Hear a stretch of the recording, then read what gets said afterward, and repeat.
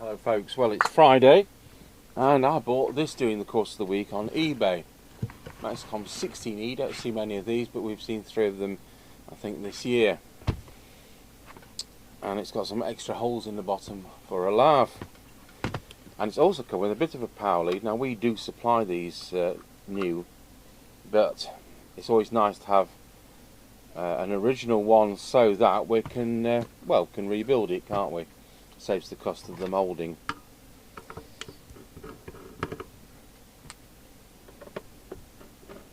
So we'll just pop the lids off just to make sure there's nothing silly going to happen. I had started a video on Realistic 2003, which is the one-hander mobile. I've got 2 bodies and 1 mic, and there goes the door.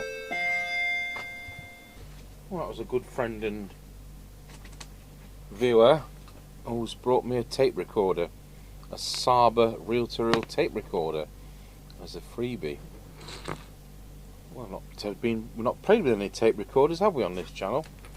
Right, so back to opening up the Maxcom 16E.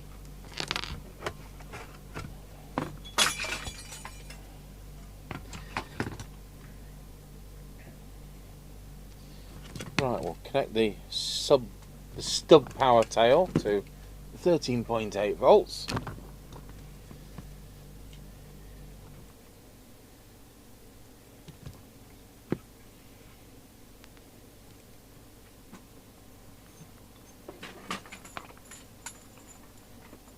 And it's come on channel 19.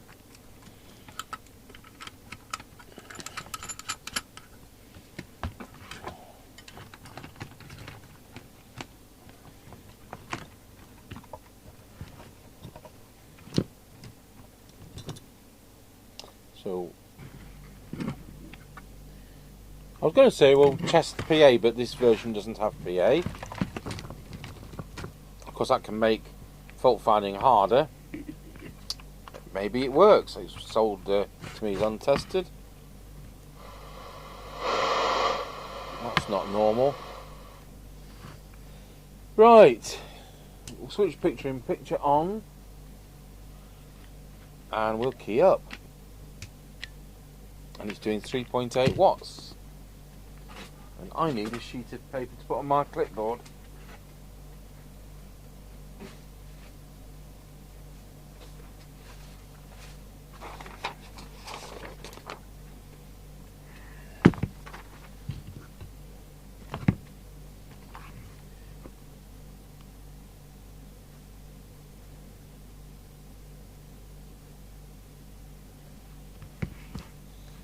Right, so 3.8.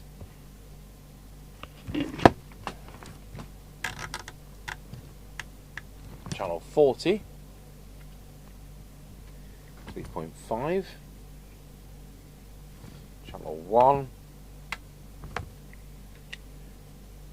3.6.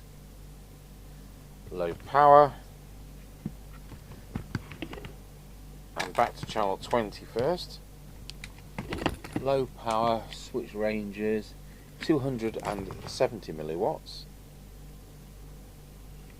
Back to full power, transmit current is 1.025. Frequency, let's put that up on the inset picture for you, 2779108. Let's do that right now, and then it'll save having to put the signal generator on some other frequency. Everything's been warmed up for ages.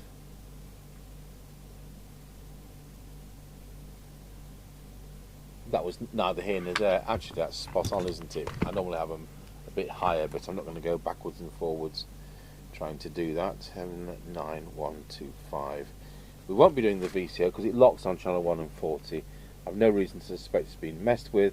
You actually have to add 3 components usually to do the VCO effectively, because of the way these are manufactured on a pin jig.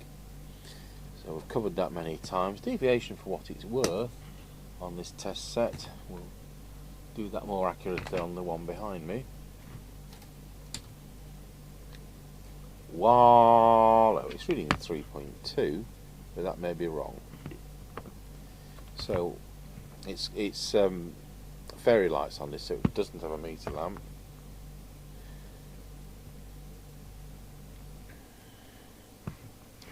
And when I key it up, let's put that to one side, knowing the set does 3.8 watts, it's giving me a bar graph 5.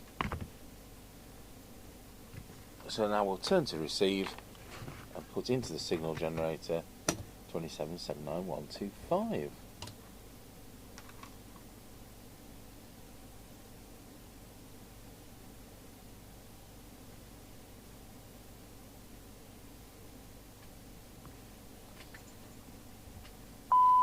Okay, so it's as deaf as a post. I think the detector's out. Something's out. So let's give you the figures.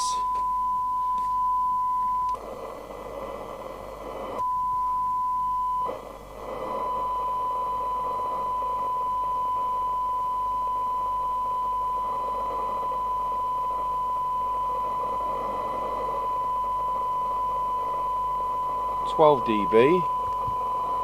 We're looking at 6.1 microvolts.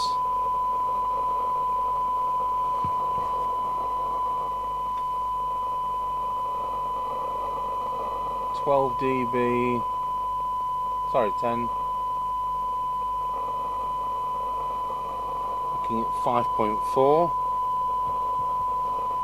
20.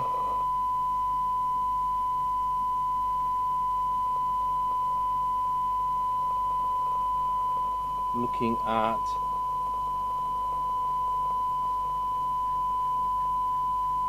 actually 6.2.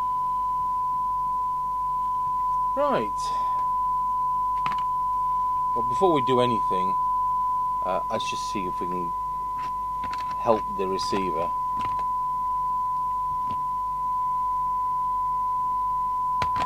By looking at the detector coil. Actually in about the right position. Just look at the IF.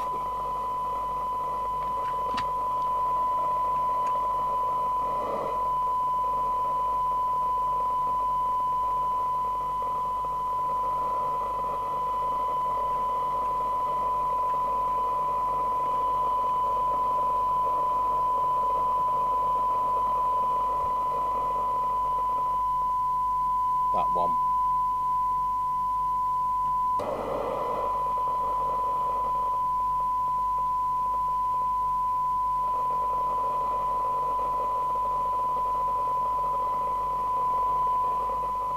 So we've now got it at 0.68 microvolts just by quickly going through it. So we'll abandon that for now and we'll carry on with the transmitter. I just wanted to see whether there was a malfunction or whether it was an alignment problem. So it would have been very low range, you know, it'd be one of those less than half a mile sets, as it was. So back into transmit, it was quite healthy. Still channel 20, good. So that one, a tiny bit there. That one was already spot on.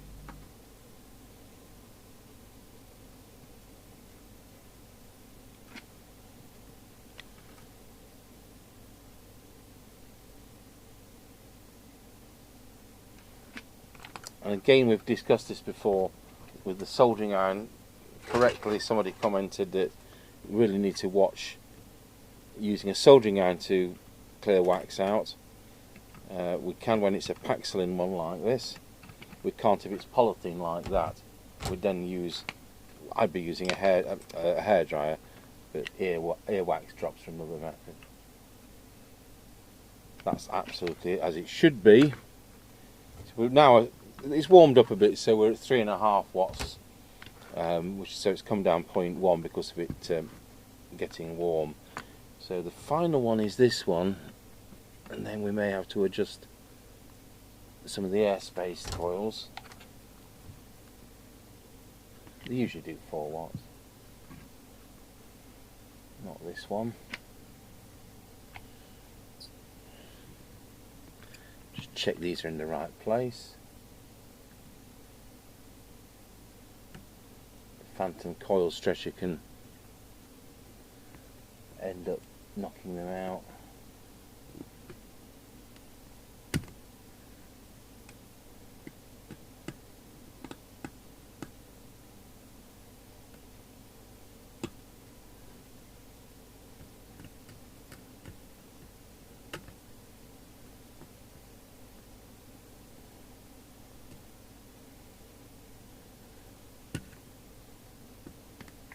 Just check these last two again.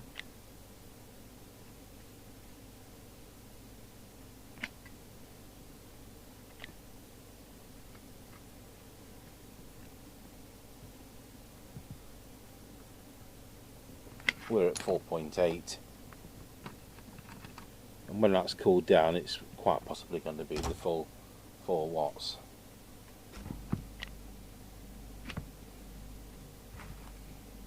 So the hope is that it's within 0.1. I always write down the hot one, because that's worst case scenario. And channel 40, I'm not showing you the tune up at all, is also 3.8 watts. Channel 1 is 3.9 watts. You can just see the mark there for 4.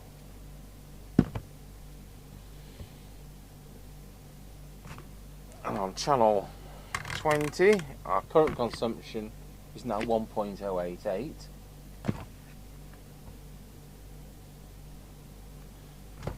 And low power, you may well be able to adjust it. This preset varies function on these sets. Sometimes it's the power preset. I took it out of my hat, I am. We've got power preset is there. That's deviation. Oh, it's low. That's low power in this instance, isn't it? That's why I'm telling you this. So it's 400 milliwatts is there, and the meter. Let's go back to full power. The meter I want to read 4, not 5. I think it's the back one.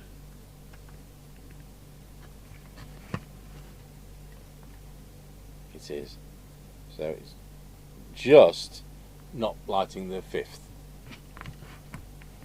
On low power, no doubt it'll read 1. It does. So we've done that,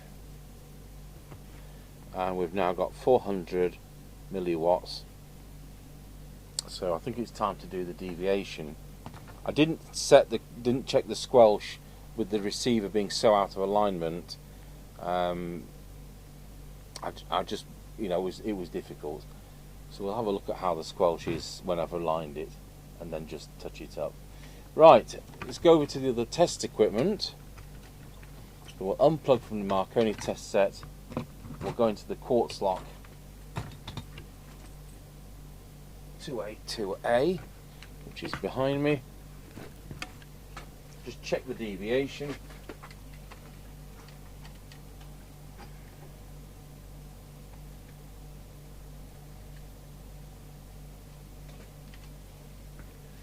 Quick check with that. Wow, it's well over the top, but I've fiddled with it, haven't I?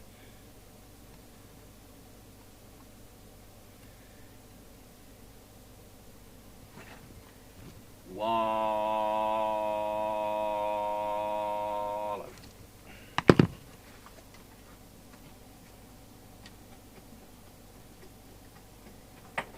We'll go back to the Marconi test set.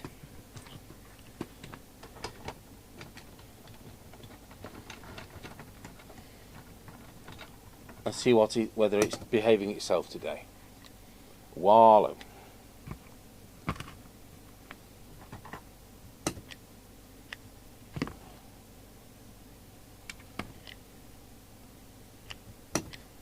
One, two, wallow. It says about 3, so It's playing up today.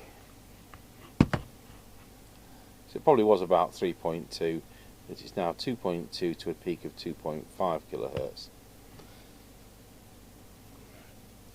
So I won't go any further with the receiver tune, but we will just have a look at the squelch.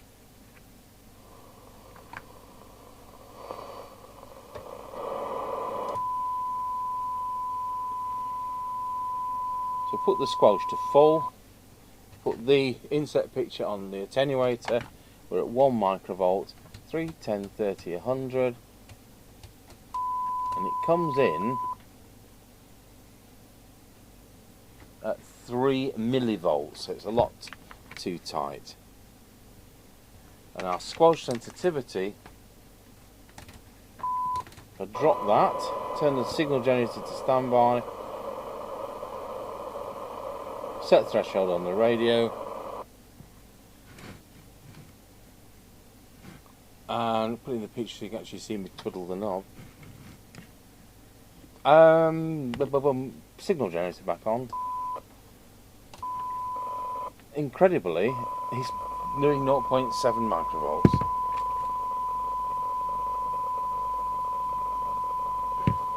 Hope it works as well as that when I've adjusted it. Right, so we'll go through the receiver.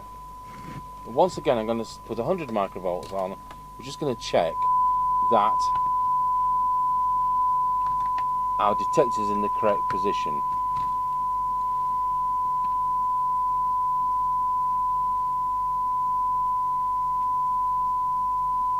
And it is, it's spot on.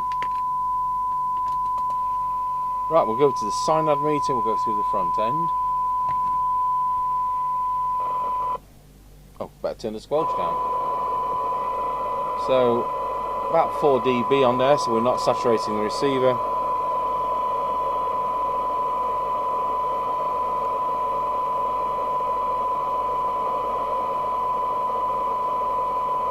That was absolutely spot on.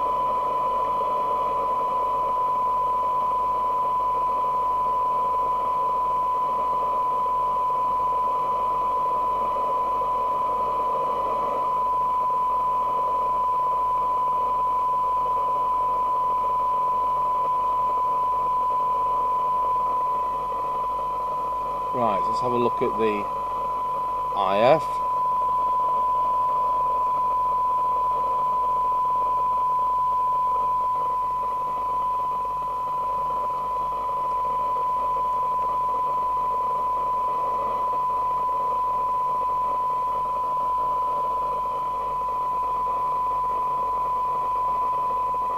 So now we look at the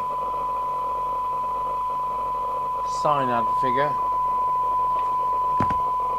For 12 dB we're now looking at 0.45, no, 49. For 10 dB looking at 0.45.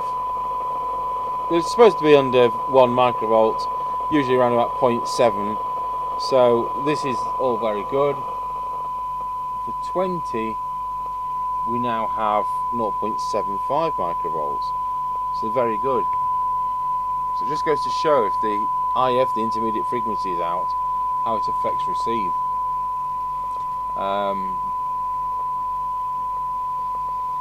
Squelch. Oh no, let's do the S meter. Now some of these sets you can adjust the S meter on, some of them you can't.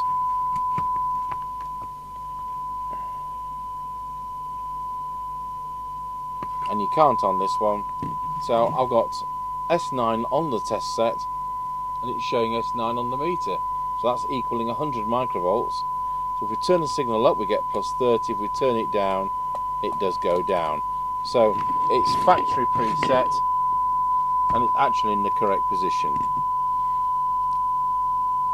So I don't know what it was before because it can't be any different, can it? So we'll just tick it off for that as well.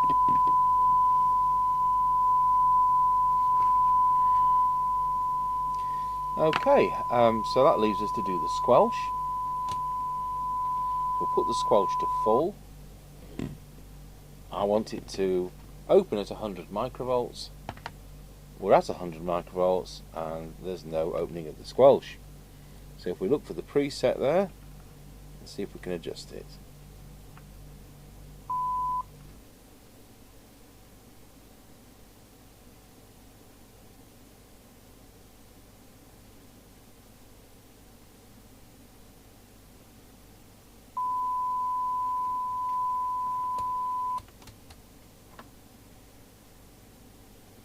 Tiniest little touch.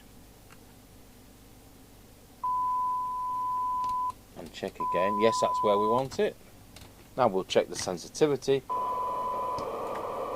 Squelch to threshold.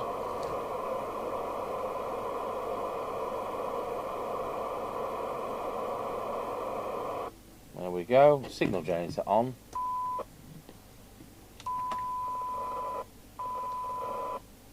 It's coming in at 0.45.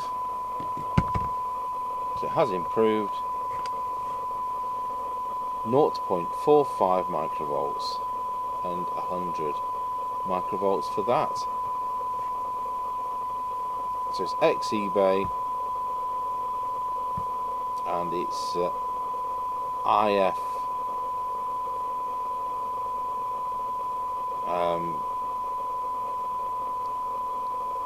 out of alignment. Good. We're done. So that's an untested set, which can often mean tested not working, but it doesn't matter. That's what we're here to do, sort things out. So if any of you've got a circuit diagram for the Realistic 2003, I've got the full service manual minus the back page. So I don't know where my Realistic binder is. Far too much clutter here.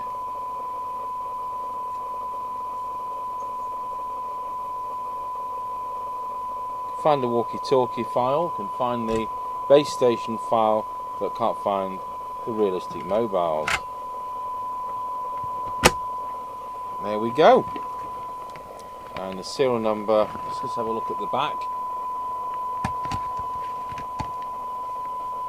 000878, it's March 82. It's funny, you know, we seem to see more of these in Maxcom 4Es. Oh, that's worked out really nicely.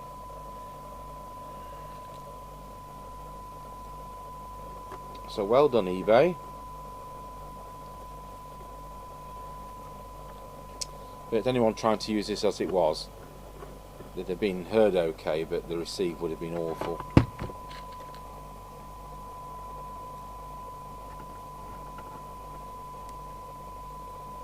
So I'll pop it on the aerial and I see if I can find another screw.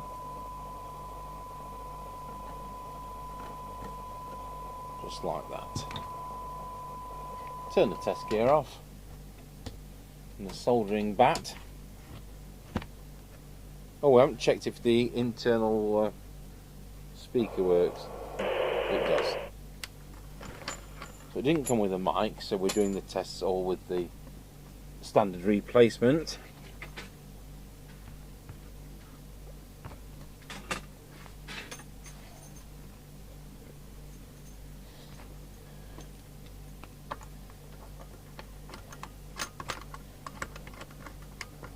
Let's take picture in picture off. See if there's any good buddies out there. One Niner Roger.